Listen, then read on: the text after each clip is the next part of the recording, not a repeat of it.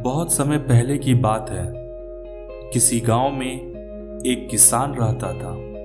वह रोज भोर से उठकर दूर झरनों से स्वच्छ पानी लेने जाया करता था।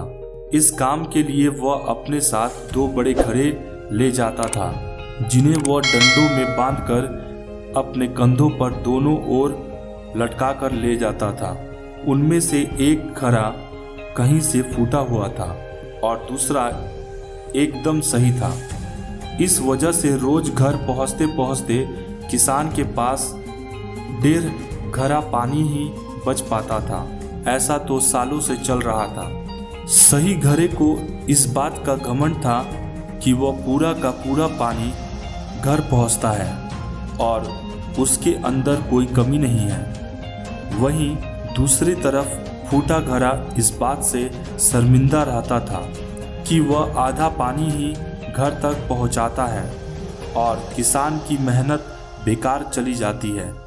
फूटा घड़ा यह सब सोचकर बहुत परेशान रहने लगा और एक दिन उसे रहा नहीं गया। उसने किसान से कहा, मैं खुद पर शर्मिंदा हूँ और आपसे क्षमा मांगना चाहता हूँ। क्यों? किसान ने पूछा। तुम किस बात से शर्मिंदा हो?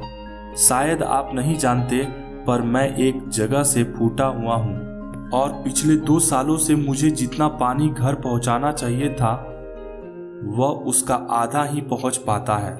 मेरे अंदर यह बहुत बड़ी कमी है और इस बात से आपकी मेहनत बर्बाद होती रहती है। फूटे घड़े ने दुखी होते हुए कहा। किसान को घड़े की बात सुनकर थोड़ा दुख हुआ और वह बोला, कोई बात नहीं, मैं चलता हूँ कि आज लौटते वक्त तुम रास्ते में पड़ने वाले सुंदर फूलों को देखो। घड़े ने वैसा ही किया। वह रास्ते भर सुंदर फलों को देखता आया। ऐसा करने से उसकी उदासी कुछ दूर हुई, पर घर पहुँचते पहुँचते फिर उसके अंदर से आधा पानी गिर चुका था। वह मायूस हो गया और किसान से क्षमा मांगने लगा। किसान बोला, शायद तुमने ध्यान नहीं दिया। पूरे रास्ते में जितने फूल हुए थे वह सब तुम्हारी तरफ ही थे। सही घड़े की तरफ एक भी फूल नहीं था। ऐसा इसलिए क्योंकि मैं हमेशा से तुम्हारे अंदर की कमी को जानता था और मैंने उसका लाभ उठाया। मैंने तुम्हारे तरफ वाले रास्ते पर रंग बिरंगे फूलों के बगीचे बो दिए थे। तुम रोज थोड़ा थोड़ा करके उन्हें सींचते रहे और पूरे रास्ते को इतना खूबसूरत बना दिया।